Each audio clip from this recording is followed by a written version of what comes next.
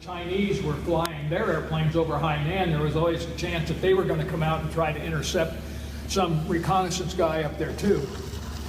So we were escorting this EC-121. Like every other accident, or most other accidents, a combination of little things, none of which should have been enough to cause you to get in the wrong place at the wrong time. But when you add them all up together, we apparently had a communications, navigation, and identification system failure. The compasses went goofy, and we ended up over clouds, over land, which is a no-no in the first place. You're not supposed to be over clouds or anything. And a surface-to-air missile from a site further south than we knew anything about was fired. Nobody saw it or anything like that. Just a loud bang, and the airplane quit flying. And I looked over at my mirror up at the pilot who's sitting in front of me, and he gives me a thumbs up. At least I thought it was a thumbs up, because, you know, usually if you look at him, couldn't communicate with him, the ICS was out, but he gives you a thumbs up. That might mean, okay, we got a problem, but we're going to be okay. We're still flying. In this case, this thumbs up meant I'm out of here. Because he ejected before I did, and there's no stick, control, or anything in the back seat. So what I was involved in was a lead sled. Your first solo flight. This is my level of technology. It's called a flip phone. Maybe you guys remember these. I do not have a cell phone. I have that's my cell phone. Anyway. You find yourself in something with a glide path of a brick. Yeah, it's pretty much. The altimeter was unwinding pretty fast, but at least it wasn't doing cartwheels or anything like that. So I estimate that I ejected about 10,000 feet. The canopy on an F4 is about 1.5 inches thick. You cannot eject through it. You have to get rid of the canopy. On the checklist, you go down about 4 different things, and I was down to the one just before the last. And the last thing is you take out your survival knife and start hacking away at it to chop your way through it. That probably wasn't going to happen either. But the next to the last thing was, if you can't get rid of it any other way, you pull a lever and hope that the wind stream flying by at 275 miles an hour is enough to get the canopy off. And it did. I pulled that handle, and the next thing I knew, I woke up in my parachute. The only problem was I was blind. At least I thought I was blind until I put my hands up and discovered my helmet had gotten twisted 180 degrees. And I was looking into the back of the helmet instead of out the front. So then I just was able to determine I was right over the coast, that I would, so I was in the water, never got my face wet even. Guys in a boat were coming out to pick me up. I was in the water maybe 10 minutes. We beat it back to the shore. As soon as it got dark, they put me in the back of a Jeep, drove all night up to Hanoi. I was going to say, you neglected to mention that they weren't on our side. Oh no, there was certain universal language. This is a guy standing up in the front of this little log boat with an AK-47 and a bad look on his face, and he goes, your hands go to the I give up position. Air Force. Air Force salute. Yep, Air Force.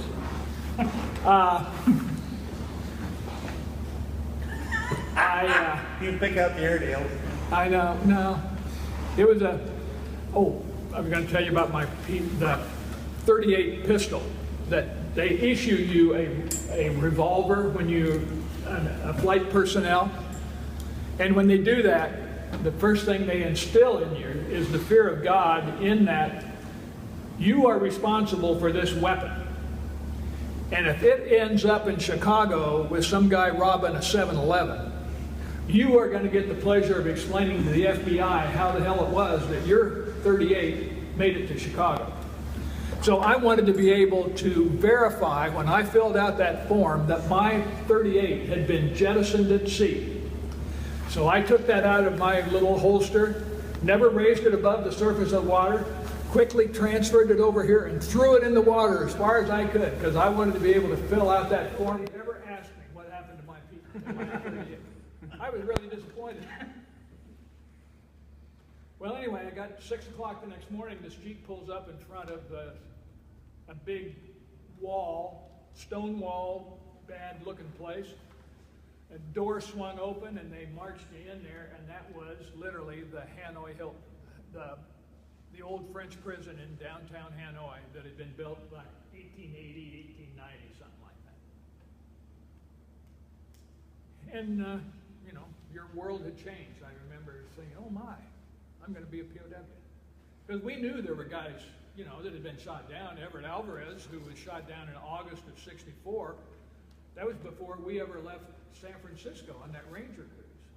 And there were a couple of guys, we didn't lose anybody on the Ranger cruise, but on the Enterprise cruise, we'd had a couple of guys shot down at earlier raids here. There was quite a change in the way the war was going from the 64, 65 to 65, 66. It was a lot hotter war. It was again, there are certain things that are key to survival. And again, communications is the number one thing. The area in which the Vietnamese stuck you when you first got there was this little hallway about 15 feet long. It had 4 cells on each side. Each cell was about 5 feet wide, 8 feet long. You could take 4 steps before you turned around. 1, 2, 3, 4, about face, 1, 2, 3, 4. They had a guard in this center hallway all the time because they didn't want people talking to one another. And that was your introduction to what your life was going to be like now. Now, occasionally that guard, I guess, would have to go get a drink or go to the bathroom or whatever. And one of the guys that was in one of those cells took a chance of, I don't know whether you'd say he whispered or hollered or whatever, but he communicated to, what's your name, where are you from, and do you know about the tap code? And if you remember seeing some old James Cagney movies or something like that, James Cagney was often, he was a little short guy anyway, and he'd be in these movies about prisons and places, and he seemed to be cast in all those kind of roles. And he'd be some short little guy with a raspy voice and just meaner than hell. But they'd talk about prisoners in prisons tapping on with something on the water pipes, and that's how they communicate between cell blocks. It turns out that's a true story. It's based on an honest-to-God code that prisoners have used for communication for hundreds of years. And if you take the 26-letter alphabet and start arranging the letters in a row, from your perspective, A, B, C, D, E across the first row, then you drop down the row, you got F, G, H, I, J. So any letter can be designated by what row it's in and what column it's in. And there's a universal American, everybody's heard this, shaving a haircut. Well, that's how you communicated to the guy next to you that you wanted to talk, you know, to tap on the wall. So when that guy thought it was safe or whatever, he'd come over the wall and he'd go, the 2 bits. So you go, second row, 3rd letter. F, G, H.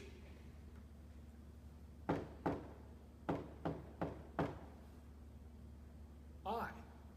H, I. Right. A light bulb comes on. Somebody connects up 2 letters, H, I. Hi! And literally, that's sometimes how it worked out. For some people, they didn't get up there in one day. There were guys that took them a month to get from wherever they were shot down to get up to Hanoi, and where they would have contact with other Americans. But when the light bulb came on and they realized that somebody was trying to make contact with them, it was like your whole world changed. And you try to solicit information from them. First of all, what the guy's name was, what service he was. If he was a Navy guy, you'd say, what ship are you off of? And, and then you tell him the news. And you make it sound like it was real easy. It's laborious as hell sometimes. But, and there are some aspects of the prisoner situation that are kind of dog eat dog. When you're the new guy, the spotlight is on you. Your captors, they want to, hey, you may know something we'd like to know. And so you get this interrogation. We called it quiz because we used to joke that Air Force guys couldn't spell interrogation, but they could spell quiz. And it's a lot simpler to tap Q-U-I-Z through the wall than it is to try to spell out interrogation. So you go to quiz, and the guy, they start out with the name, rank, serial number, and date of birth. But it's not like in the movies or a training situation, they don't stop there when you say, I'm sorry, I can't answer any more of your questions. And you always say, oh, you don't think so, huh? Whack, whack, whatever it takes, And there was nobody up there named John Wayne or Robert Mitchum or any of these historic tough guys, or Clint Eastwood either. Anybody can be forced to do whatever you want them to if you've got enough time and enough little guys to make their life hell. But anyway, most of the things that you bring back from that experience don't have anything to do with the actual, getting your arms twisted in funny directions or getting beat up or whatever. Getting beat up is a little bit of a radical concept, but really, in a couple of weeks, you can get beat up pretty good, and the black and blue spots will go away, the scrapes will heal and stuff like that. The physical aspects of captivity are a lot easier to deal with than the mental ones. The isolation, the fear of the unknown is very real. You always wonder, well, what are they going to do with you next? I can remember one of the first things I did, I think even before I got to Hanoi, I chewed my fingernails down as short as I could literally chew them. Because what have we always heard? They talk about, the bad guys take a pair of pliers and pull your fingernails out. Well, you try to make, that's the kind of crap that goes through your mind when you're in that situation. You just, you get a lot of weird thoughts. You do whatever you can.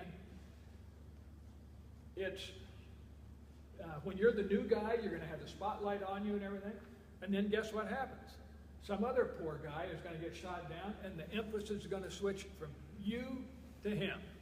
It's dog-eat-dog world, and one of the things about it is that you have almost no control over your day-to-day life and experiences.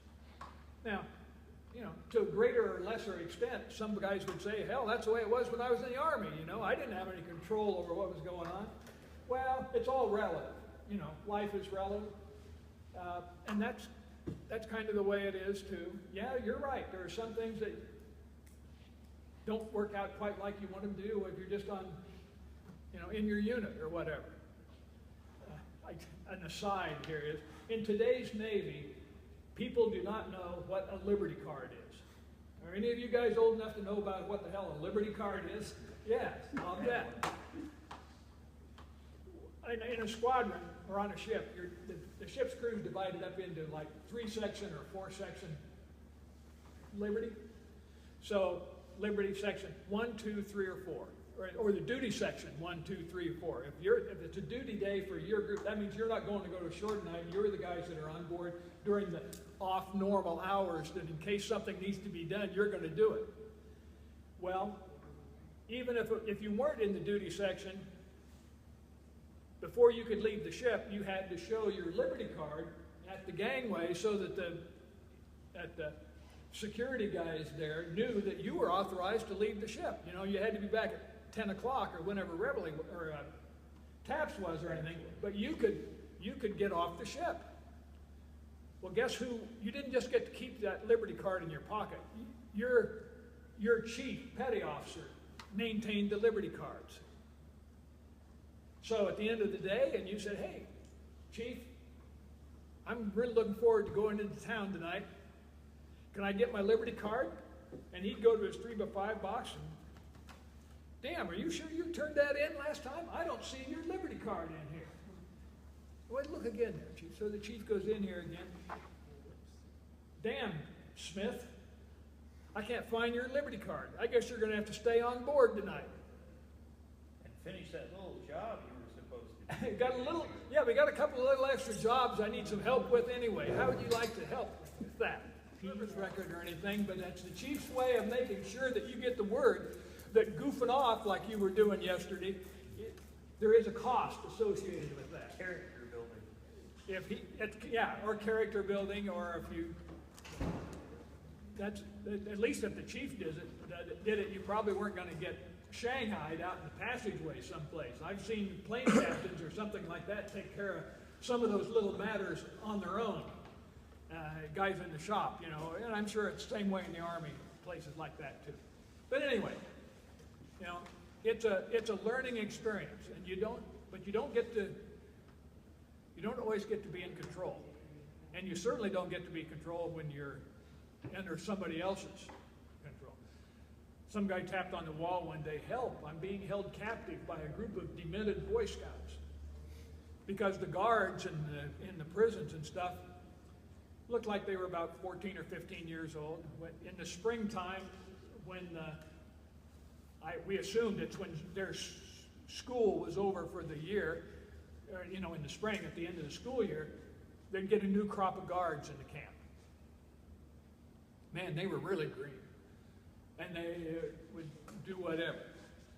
But there are some things about life that are, you know, pretty much remain true no matter where you are. And this is where some of the grandmotherly wisdom comes in. When your grandmother said to you, "I don't care whether you like it or not. You don't have to like it. You just have to eat it." You know, I hear stories about youngsters these days who are, little Jimmy doesn't like whatever the rest of the family's having. It's not unique to that. So his mother makes macaroni and cheese for little Jimmy because he likes macaroni and cheese. He could eat that every day. I don't know about your moms or grandmas, but that wouldn't have sold in my mom's or my grandma's house. If what they fixed for dinner, that's what you were having for dinner tonight, or it was going to be a hungry evening. Eat or starve, the choice is yours. We had guys in Hanoi that would say, we've had spinach soup twice a day for 3 months. I am not eating any more spinach soup. Okay, that's your option. But the food in Hanoi ran in 4-month cycles. You had 4 months of spinach soup in the summer, then you had 4 months of cabbage soup in the fall and early winter, and you had 4 months of pumpkin soup from about Christmas until April. Now, we called it soup. Pumpkin soup was made by taking a pumpkin and an implement kind of like a paint scraper. You know, back in the old days when your parents, they used to paint the windowsills with that white enamel paint that houses were painted in, the trim back in the day, as they say in the saying. And you used a paint scraper that had kind of a curved blade, and that's what they used to take that, just the very outside off of a pumpkin. Put it on a chopping block, take a machete and give it about 4 whacks, and pitch it into a big pot of water. Voila, pumpkin soup. Or cabbage soup. Whack, whack, whack, had a cabbage in there. So it was water and whatever it was. We called it spinach. All I can tell you for sure, it was a green, tubular plant that grew in a pond outside the camp where the water buffaloes lived. And thank God they boiled it. They boiled it, and they boiled the water we drank. But hauling the food around and stuff was, they had women who worked in the camp, and they, with a chogi pole and a couple of baskets, that's how they carried the soup around in. That's what they carried the bread or rice, whatever you had in. And the more, if they gave you a full ration of water, that meant they were going to have to walk back and forth to wherever the kitchen was more times. I swear to God, if we had one of these full in 24 hours, we were really lucky. So guys would drink any water they could get a hold of. When we had the bathing facilities were a well and a bucket. You would pull up a bucket of water on this rope, dump it over your head, soap up, one more bucket of water to rinse with, that was it. Well, guys drank that water. Guess what? When we came home, we almost all were filled with internal parasites, to use the primary. Your lungs, that's where the smallest blood vessels in your body are. They said our lungs would glow in the dark because we had so many bugs and stuff that was all trapped in our lungs. But it didn't kill you. Not right away. No. And they have medication that'll cure most of that. It was funny. I spent a full month in the hospital in San Diego when we came home.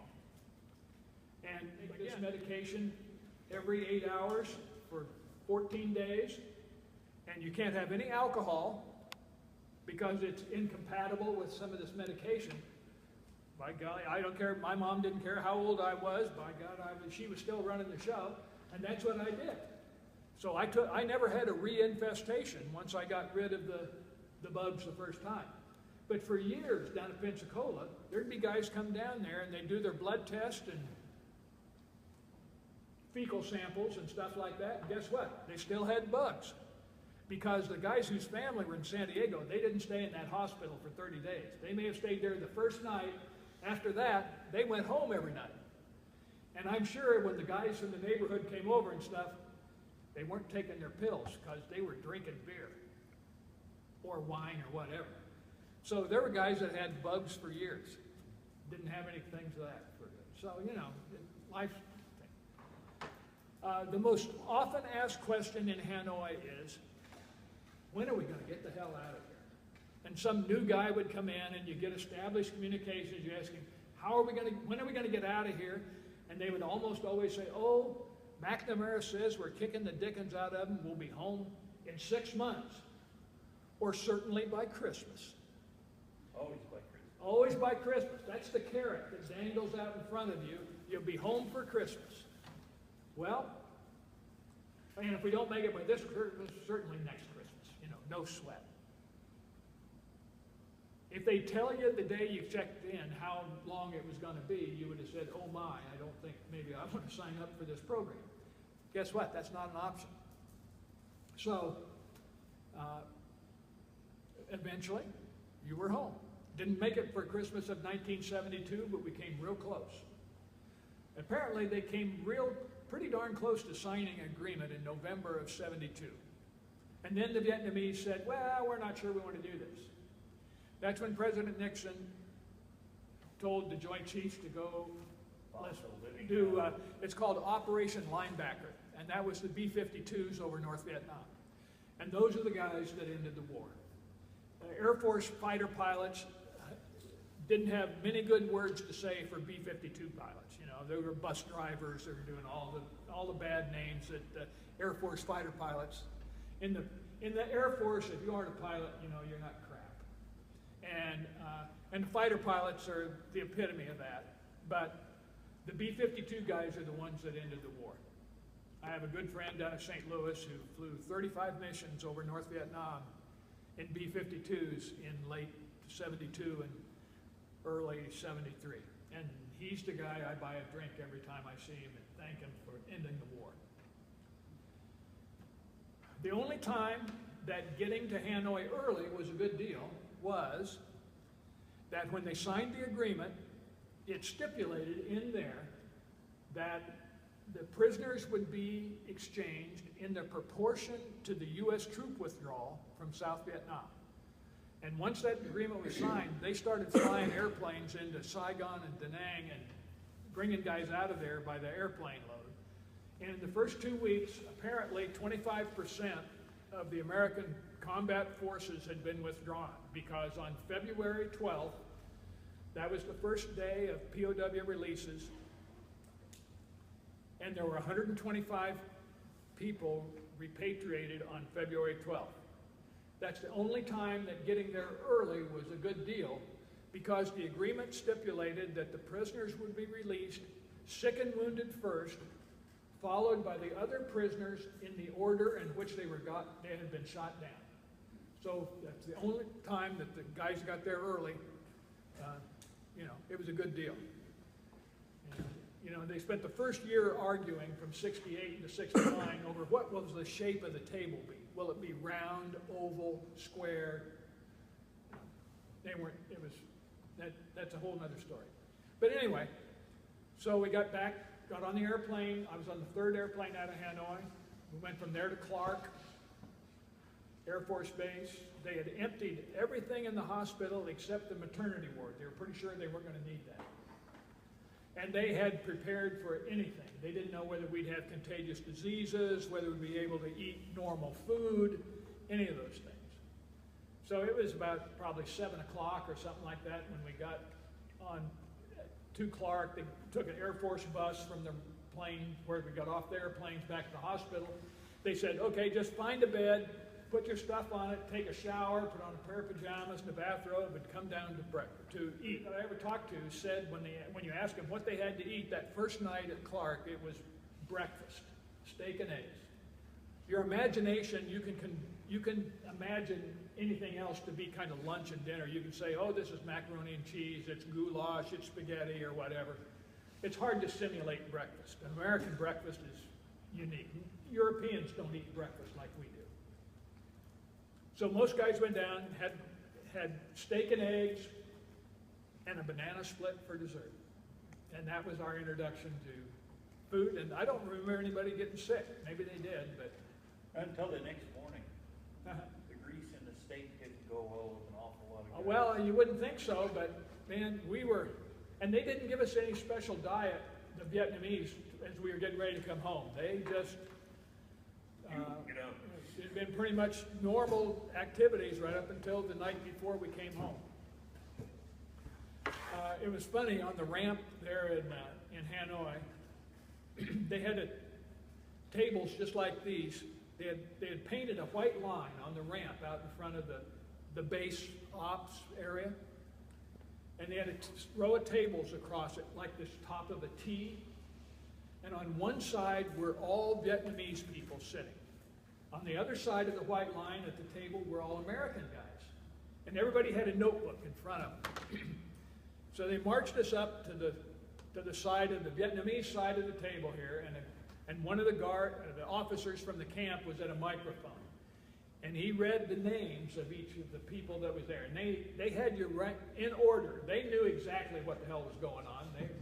They didn't recognize rank, or you were all just dumb shit as far as they were concerned, but they knew who was senior to who and all that sort of stuff.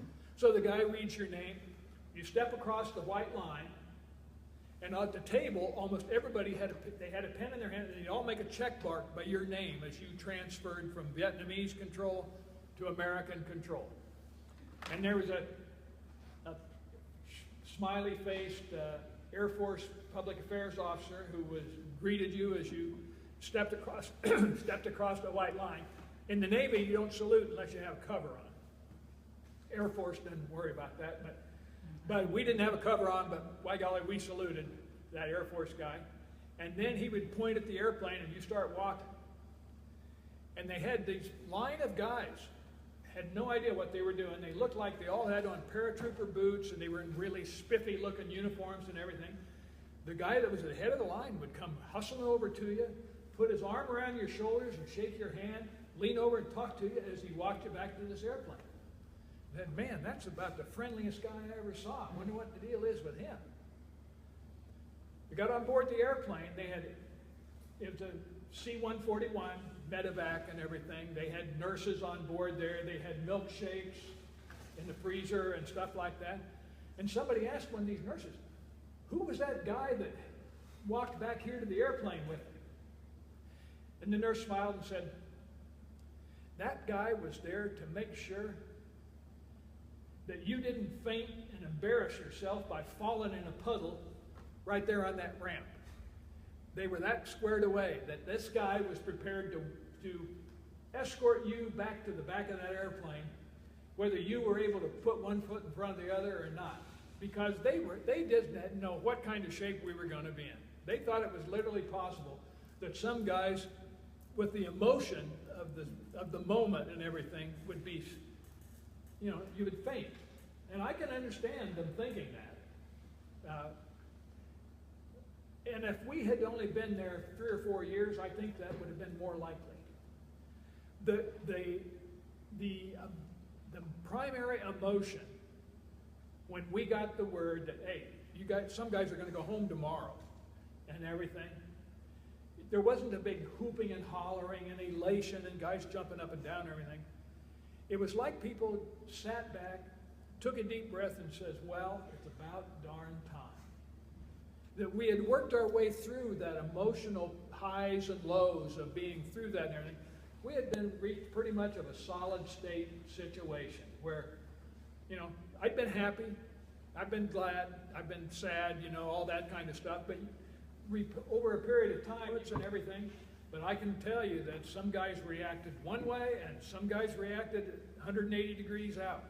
It was real, if you could take a step back again and just observe, it was a hell of a learning experience.